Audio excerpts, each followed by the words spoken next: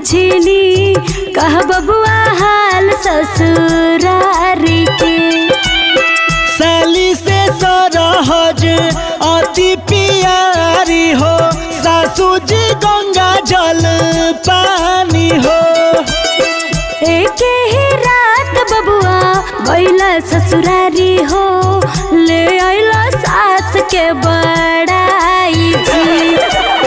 दुनिया में ऐसन सुख कतही न मिलेला, जब सुख मिले ससुरारी हो।